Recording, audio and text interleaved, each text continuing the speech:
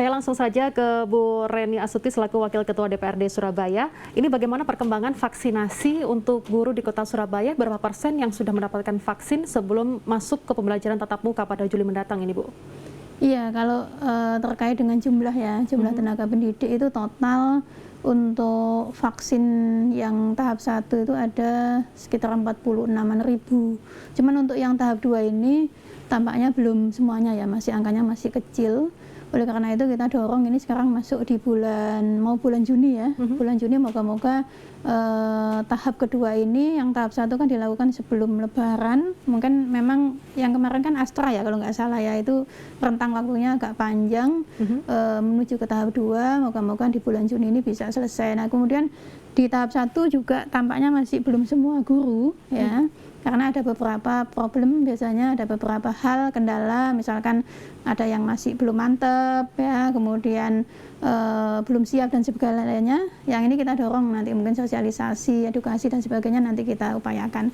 Sehingga kemudian target agar menjelang tahun ajaran baru ini akan dimulai ya, setidaknya atau sekolah yang akan melakukan PTM ya, setidaknya guru yang ada di situ harus sudah tervaksin. Di samping tenaga pendidik dan tenaga kependidikan, yang paling penting juga adalah lansia. Gitu. Karena kan kita tidak ingin anak-anak kita itu nanti dia pulang, misalkan ya dia karier gitu ya, bawa virus gitu, OTG gitu ya. Nanti ada yang di rumah yang menjadi korban.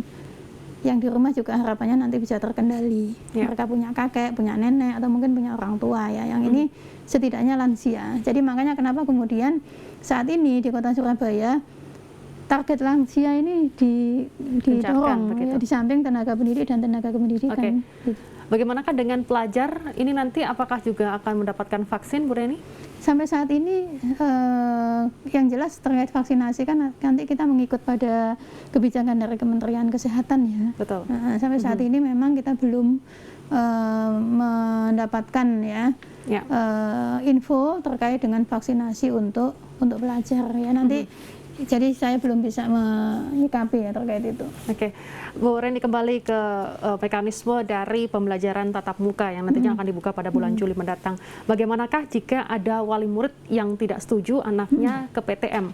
Apakah ini juga sudah dipersiapkan oleh sekolah untuk hybrid atau seperti apa ini, Bu? Iya, jadi memang sekolah tidak boleh mewajibkan anak untuk mengikuti PTM.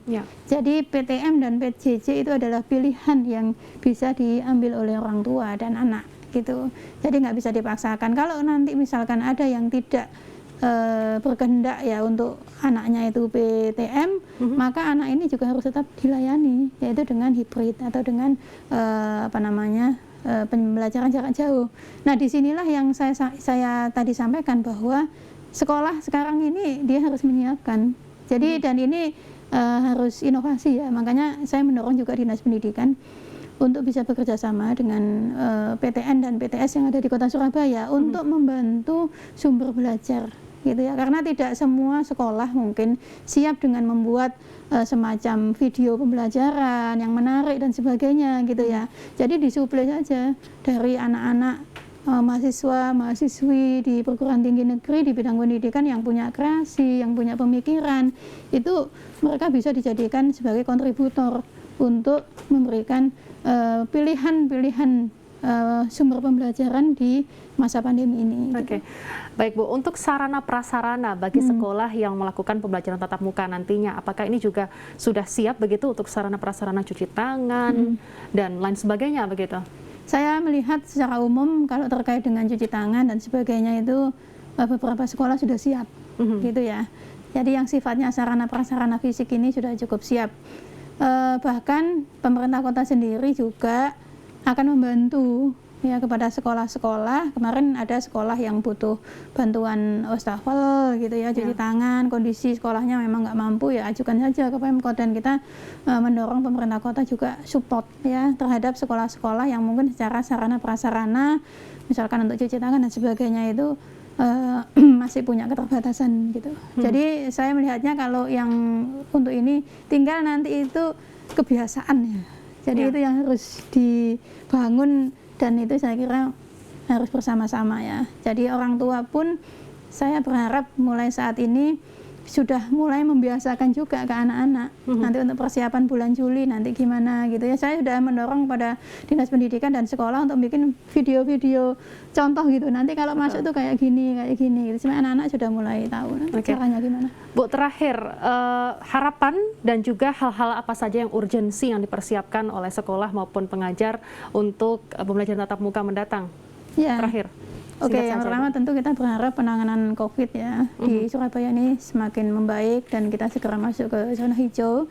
Sebelum ke sana tentu harapan orang tua untuk bisa diselenggarakannya pembelajaran tatap muka itu agar dilayani, ya, diperhatikan betul oleh pemerintah kota dan Dinas Pendidikan. Saya mendorong sekolah untuk menyiapkan ini dan moga-moga saja bulan Juli nanti tahun ajaran baru ini PTM sudah bisa berjalan.